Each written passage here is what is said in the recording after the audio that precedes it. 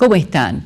Y bien, nosotros nos fuimos la semana pasada con un tema al que yo titulé Las enfermedades en la actualidad, economía y salud mental, con una mesa muy linda en la que la propuesta es iniciar una conversación.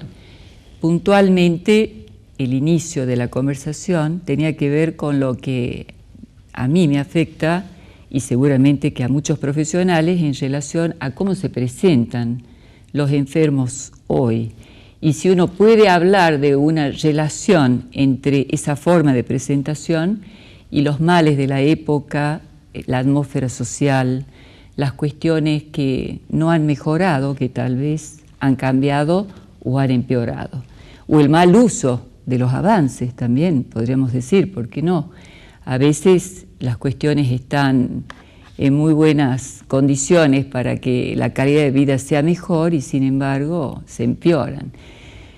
También invité a esta mesa a un economista teniendo en cuenta que uno de los factores desestabilizantes de los últimos tiempos ha sido este impacto sobre el ingreso que tienen todos los argentinos y que nos limita y nos mantiene prácticamente en cautiverio.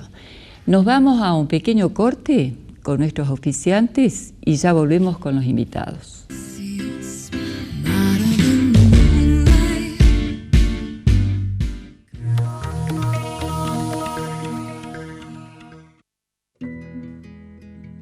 Gimnasio Fitness Center, Pueyrredón 973. Peluquería Claudia Chuchuy, España 1106, teléfono 431-1704.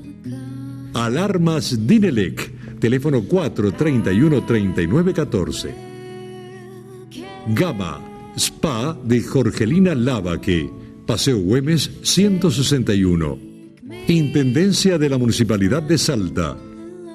Gobierno de la Provincia de Salta.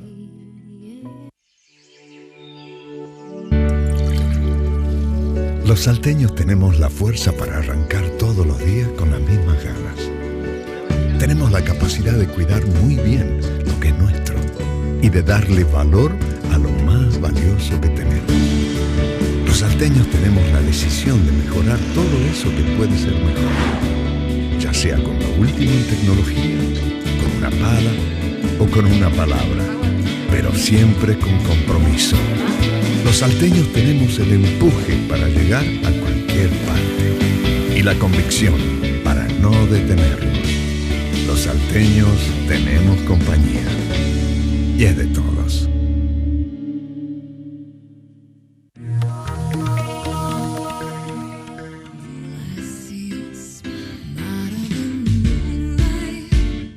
Y aquí estamos con el licenciado Eduardo Antonelli. ¿Cómo está, licenciado? ¿Qué tal? Que nunca se fueron, estuvieron acá todo el tiempo. Federico Samillán y Ricardo León de la Fuente. ¿Cómo estás? Muy bien.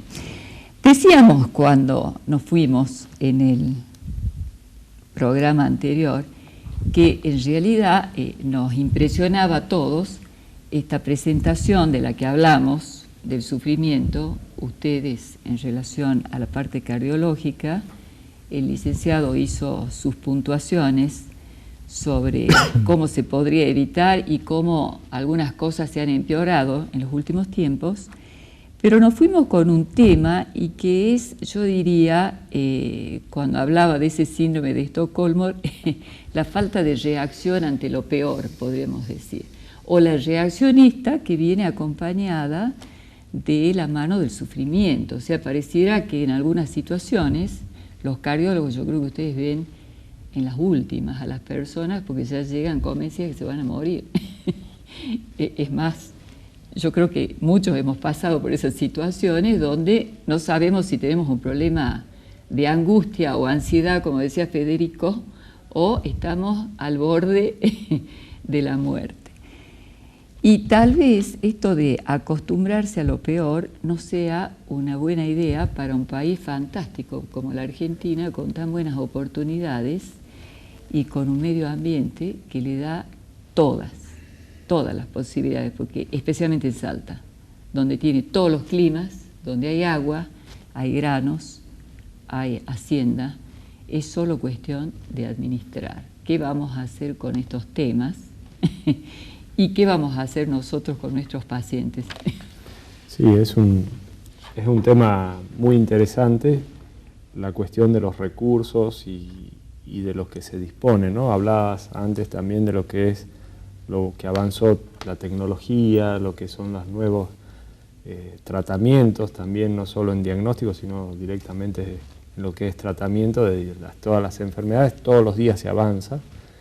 Y el problema es la inequidad que hay para acceder a eso, ¿no? Es cómo se llega con eso a toda la población. Si no nos explicamos en este país, como vos lo describís, tan lindo, lleno de recursos, nuestra provincia específicamente, que también como la describiste, que sigan habiendo problemas de pacientes o de personas, mejor dicho, que se mueren por no acceder a un diagnóstico precoz, a un tratamiento adecuado. O sea, creo que el desafío de los gobernantes, de los políticos que están en este momento llevando adelante nuestro país y nuestra provincia en particular, es cómo hacer que el sistema de salud sea equitativo y bueno para todos, ¿no? Tenemos una provincia de poco más de 1 millón de habitantes, en lo que según este último trabajo que he realizado sobre lo que es los problemas socioeconómicos, más del 60% no tiene ninguna cobertura de salud. Al hospital público. Bueno, pero el hospital público calculen que tiene que cubrir entonces más de 500.000 de habitantes, lo cual no hay forma de que dé abasto para esa cantidad de personas, ¿no? Entonces, yo creo que hay que ver, o el desafío es eso, como decía, ver cómo esto es más equitativo y que llegue a todos, ¿no? Porque realmente estamos llegando tarde muchas veces. Lo ideal sería que no hablemos de enfermedades, sino de prevención, ¿no? Claro, eso sería el punto ideal. Me encantaría venir el día de mañana acá y decir cómo seguimos previniendo cosas y no cómo seguimos viendo que los pacientes con infarto siguen muriendo y demás. Yo creo que el capítulo siguiente a esto que decía Ricardo es entender que a pesar de que hay hospitales públicos donde se trabaja muy bien, la diferencia entre la medicina privada y pública todavía hay una brecha importante. Entonces eso también ahí se refleja en la falta de oportunidades. Mucha gente puede tener una mejor evolución y tratamiento de su infarto y una mejor sobrevida, una vida productiva. Una persona que no tiene acceso a la medicina privada, que es muy cara, por ahí no puede tener ese beneficio y eso se traduce en muchas cosas. Puede ser una persona que mantiene una familia, siempre tiene relación con la parte económica. Por eso hablamos de estas alteraciones socioeconómicas que son tan importantes de relacionar, porque también, como decía Ricardo recién, prácticamente no se pueden separar. A mí me pareció muy interesante lo que decías en la presentación del programa sobre no solo esto de la ansiedad que genera nacer en lugares de bajo nivel socioeconómico, sino lo que genera también el exceso, el avance de la ciencia, tener mucho acceso a mucho... Sí, parece paradójico, pero es una cosa muy real. Y eso, yo estoy seguro que a Ricardo le debe pasar lo mismo, cuando ocurre, por ejemplo, un sismo, como el que pasó hace un par de años en Chile, mucha gente consulta después por palpitaciones, por miedo, por ansiedad. Un evento que le genera angustia, y no hay gente de bajo nivel socioeconómico a la que consulta por eso. Otro ejemplo muy importante de cómo no solo la gente de bajo nivel socioeconómico sufre la ansiedad por los avances del mundo, por cómo vivimos, por la competencia que uno está sometido todos en su trabajo de tratar de mejorar, a dónde nos ponen los objetivos constantemente, es, por ejemplo, la menopausia. Las mujeres cuando sufren la menopausia y son de un nivel socioeconómico medio o alto, lo sufren mucho. La gente de bajo nivel socioeconómico no se da ni cuenta que tiene la menopausia, las mujeres de bajo nivel. ¿Sí? Entonces, eso es una cosa que se refleja totalmente. Y yo creo que la enfermedad de la ansiedad como una enfermedad actual y que es cada vez más frecuente es en ese aspecto. Es con los avances del mundo y no solo con los niveles de bajo nivel socioeconómico.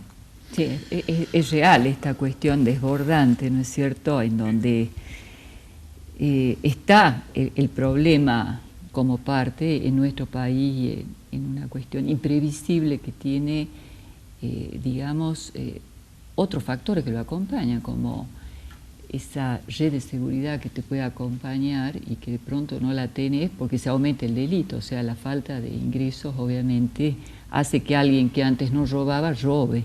Y el que ya lo hacía, y si a eso se suma la baja calidad institucional que tienen en este país, también en el área de la justicia, bueno, están los componentes, pero es muy interesante la intervención tuya, Federico. Vos sabés que a mí también me impactó, digamos, una cuestión en relación al avance de la ciencia y la baja calidad de vida que tienen los chiquitos. Por ejemplo, vos pensás que gente que venía a trabajar de Bolivia, que tenía sus chicos alrededor de especialmente la agricultura, el tabaco, lo llevaba al niño en la espalda y lo tenía permanentemente con él, con ella, y el niño crecía en esta armonía familiar alrededor del trabajo.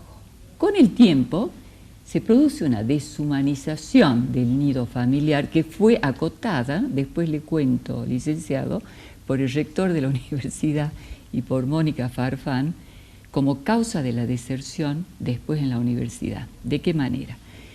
Los niños quedan solos en este momento con la televisión o a lo mejor están solitos con el iPad, etcétera. La empleada limpia, es comodísimo, y el chiquito está divertido o no lo sabemos, pero conectado a un principio que no es el de realidad, sino que es el principio de realidad virtual, que no es exactamente igual al principio de realidad que te queme el dedo cuando lo pones en la cocina, que te topas, digamos, con que hace frío si salís desabrigado, que tenés que prestar atención porque viene un camión y te puede apretar. El niño ve el camión en la tablet. O sea que este avance debería poder ser también bien utilizado. Y creo que lo mismo pasa a nivel de los psicofármacos, los tranquilizantes, el ribotril, y que es una tentación, excepto para médicos como ustedes, que me encantó lo que dijo Ricardo. Yo separo muy bien y lo sé porque lo he comprobado en su clínica, lo que es un diagnóstico orgánico de lo que es una ansiedad. Y que para eso tenés que estar muy preparado porque te jugás en el diagnóstico la vida del paciente. Imagínate que si se equivoca y hace una hipertensión, es complicado. Bueno, me parece que no todo... los avances han sido tampoco para mal, hay una reposición, supóngase, el rol de la mujer. Nosotros en Occidente, las mujeres hoy podemos trabajar igual que los hombres, tenemos otro tipo de lugar, en fin, han cambiado muchas cosas para bien, han habido avances que son espléndidos, que han prolongado la vida, diagnósticos precoces que les permite a lo mejor a ustedes prevenir. Pero está esta fractura que existe con la pobreza en la Argentina, que es complicada porque encima de todo, no es que les pasan unos cuantos que están bien, se salvan los que están bien, y los otros cada vez van quedando, digamos, y eso genera un resentimiento social, porque es objetivo y medible, y genera esta exclusión, otros problemas que va a haber que calcularlos en un mañana o en una hora. Claro, el problema es que la población crece, el caso de Salta es emblemático dentro de la Argentina, y aun cuando los niveles de pobreza estructural se mantuvieran, la cantidad absoluta de pobres es mayor, y los problemas que eso genera son más difíciles de solucionar, porque digamos, si nosotros decimos que tenemos una tasa de delito de tanto, no es lo mismo que los delitos estén circunscriptos a 50.000 personas que a 400.000, aunque los 50.000 hayan sido proporcionales a una población de 300.000 habitantes, por decir, y los 400.000 a 1.200.000. No sé si se entiende lo que quiero decir. El problema absoluto también importa, pero además los problemas en términos relativos no están mejor ni iguales. Están peor porque la fractura que recién se hacía mención va creciendo. Es decir, el hecho de no abordar el problema de la pobreza estructural de la mano de obra sin calificación crece porque la velocidad con que se suman nuevos trabajadores sin preparación es mayor, es decir, cuesta mucho menos en tiempo formar, entre comillas, un trabajador sin calificación que un trabajador calificado. Y eso también agranda la brecha de desigualdad, porque obviamente los trabajadores sin calificación son poco requeridos y los trabajadores calificados sí lo son. ¿Cómo lo solucionamos? Bueno, eso iba. Tiene que ver con lo que decía recién Ricardo, es decir, hay que cambiar el paradigma con el que se enfoca la cuestión del gasto público, que además genera este problema que tenemos ahora, que es la deuda pública, que genera los reclamos de quienes no se les ha pagado lo que debía pagárseles. Y bueno, entonces hay que cambiar la concepción desde la política de que el gasto público no puede ser una variable que crezca, ¿no es cierto?, con toda libertad, tiene que estar acotado y tiene que estar redirigido.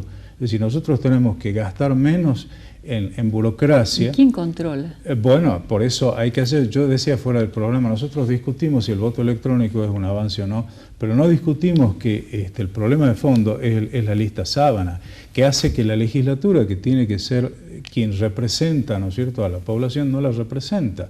Porque nosotros no podemos votar a la gente que nos parece idónea, sino que tenemos que votar a un partido político que nos pone 10 personas y elegimos de los partidos que hay, la cabeza de lista. Pero los que vienen detrás, ¿no es cierto?, pueden ser cualquier cosa, es un combo. Entonces hay que jerarquizar la legislatura, que es el organismo de control. Hay un problema institucional, de calidad institucional, que es gravísimo. Los gobernantes dan malos ejemplos. Dicen, tenemos una deuda de 100, yo te pago el 25%. Y cuando el que recibe el que supuestamente iba a recibir el 25% no está de acuerdo y protesta, lo calificamos de anti-argentino, como si fuera lo correcto repudiar la deuda y pagar menos de lo que hay que pagar. Eso está mal. Es decir, más allá de si los fondos buitres son buenos, esa es otra discusión, pero lo que está mal, la raíz, lo que está mal, es que le demos un 25% a alguien que puso el 100% y lo tomemos como algo normal. Entonces yo creo que acá hay que hacer un cambio de paradigma desde la política. Los políticos tienen que ver las cosas de otra forma. ¿Cómo resolvemos? Bueno, si nosotros tenemos trabajadores sin calificación, que el empleo, que digamos que el gasto público se oriente a tomar esa gente para resolver sus propios problemas, el de la vivienda, el del agua potable. Es una manera de matar dos pájaros de un tiro. En lugar de gastar en burócratas, ¿no es cierto?, pongamos esa plata para que haya obra pública, para que tengamos vivienda y esa gente tenga trabajo genuino. Ahora vos es que yo digo, esto que vos estás planteando, a mí me parece que uno tiene que poner, es verdad, los gobiernos tienen una responsabilidad, las instituciones tienen que garantizar en su función cada cual, los legisladores, el Poder Judicial, obviamente. Bueno, también, obviamente. Ni qué hablar de eso. ¿Y los argentinos? Oíme, sí. Los argentinos. Fíjate que me impresionó, te la leo a la cita, porque es preciosa. El que le escribe es Zizek. Zizek es un esloveno que es filósofo, psicoanalista y sociólogo. Y dice, ¿por qué algunos pueblos tienen mejores respuestas a los invasores y a la corrupción de sus gobernantes y otros no? Pareciera que algunos terminan doblegándose y entregándose también a la corrupción. A mí me pareció un llamado de atención porque de alguna manera está como muy, digamos, dicho, sobredicho, las instituciones y los gobiernos, y nosotros, o sea, esta capacidad de reacción que tendríamos que tener en las pequeñas cosas. Obviamente que uno tiene que saber que puede ser o estar mejor cada día y hacerse cargo de su propia violencia en el sistema, porque él lo dice en relación a 5 tesis sobre la violencia. Esta es una de ellas, la de la corrupción. Pero en este apartado él toma, por ejemplo, lo que pasó en París cuando le incendiaron, que no fueron precisamente los pobres los que tomaron París y que le echaron la culpa a las colonias que venían del África, no sé si se acuerdan ustedes, sí. Y que entonces estaban todos absolutamente con un muy buen nivel económico y concluyeron, fue un acto de inclusión simbólica, ¿no? No económica, inclusión simbólica. Entonces a mí me parece que nosotros como argentinos tenemos que hacer un análisis de nuestra falta de reacción y de esta relación que tiene cualquier ser humano en el mundo, porque la corrupción no nació en la Argentina, es tan vieja como el mundo, es corruptere, romper el corazón, claro. El corazón, órgano vital, o sea que apunta precisamente a la extinción de la misma raza humana. Entonces yo creo que su corrección tiene que ser la de cada ciudadano con eso que lleva y que le impide tal vez reaccionar como corresponde. Llamarle confort, permisividad, acostumbramiento, síndrome de Estocolmo, te acostumbraste al sufrimiento, no lo sé, pero hay algo que tiene que ver con eso, que se hizo como una forma de ser y que no nos permite salir aún teniendo las mejores oportunidades. Sí, yo creo que uno de los principales rasgos defectuosos de los gobiernos actualmente son las medidas cortoplacistas. Cualquier persona, licenciado, Ricardo o vos, para llegar a la formación que tienen, ha llevado años. Y uno sabe que todas las cosas que sirven tienen que tener una planificación y lleva mucho tiempo. Y eso también es un defecto que todos tenemos culturalmente, yo creo, el problema en la mente, como argentinos que decías vos. Y eso también se puede relacionar con lo que vos decías recién del avance de la ciencia, de la tecnología que van generando no solo ansiedad, sino también comodidad. Mucha gente viene al consultorio porque quiere una pastillita para todo. La gente cree que hay pastillas para todo.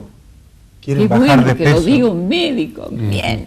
Quieren bajar de peso y quieren tomar una pastilla. Entonces yo siempre les digo lo mismo. ¿A usted le gustaría ser millonario? Sí. ¿Y hay pastillas para hacerse millonario? No, hay que trabajar. ¿No? Es exactamente lo mismo. Hay que hacer dieta, ejercicio, sacrificio. Todas las cosas buenas de la vida se logran con sacrificio. Y eso, en el sistema, yo creo, en la gente que nos dirige, en los dirigentes, todas las medidas son para sacar un rédito ya.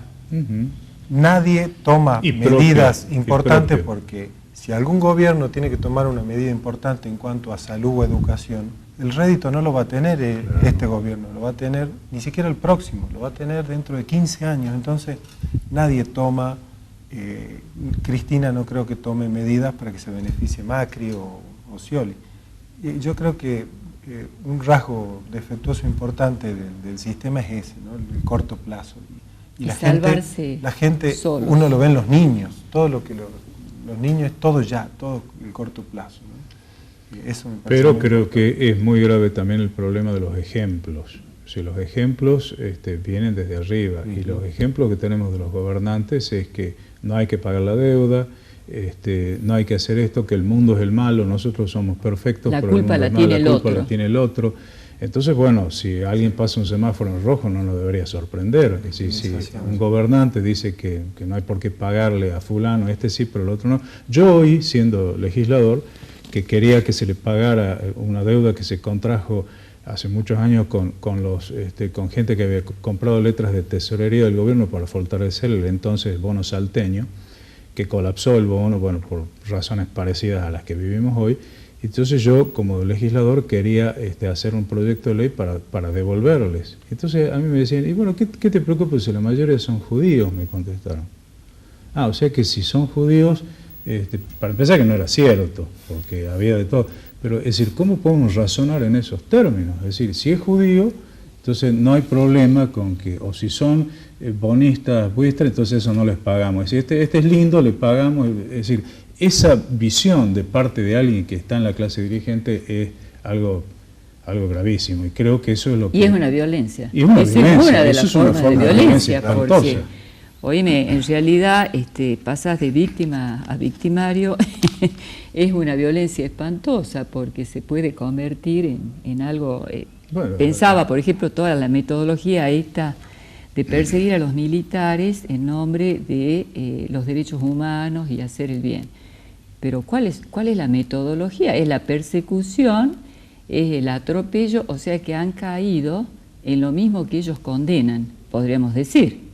Es una forma disfrazada de hacer absolutamente lo mismo sin que nada haya cambiado. Entonces, parece que ahí es a donde uno se tiene que plantar y tener una conexión con el mundo que sea un poco más saludable y que nos permita salir adelante, y cada ciudadano sabrá en qué puede aportar para que esto funcione, porque yo no espero un milagro que lo hagan ni los gobiernos ni las instituciones solamente. Para mí tienen su responsabilidad, pero quienes tienen que exigir que sean responsables, ¿quiénes son? Nosotros. Y si nadie les pide nada, si nadie denuncia, si todo el mundo está esperando que esto cambie y hace catarsis y le echa la culpa a la gente que pasa, a los buitres o a lo que sea, cada vez, digamos, el culpable está puesto más lejos. Se armó el gran problema con el crimen de la francesa. Por supuesto que tiene que ser juzgado, pero de los que siguen ocurriendo, los que siguen pasando, los que pasaban antes, después y durante, y que son peores, también deben ser juzgados. O sea, cuáles son nuestros verdaderos y reales problemas, un buen diagnóstico y exigir una buena propuesta. Y seguir conversando. Tal cual. Se nos terminó el tiempo. Muchas gracias por venir. Gracias por la invitación. Espero tenerlos. Miren que este tema de la ansiedad recién empieza, Después hay que abrir uno por uno. Por supuesto. ¿Sí? Bueno. Y a ustedes por acompañarnos. Hasta la semana que viene.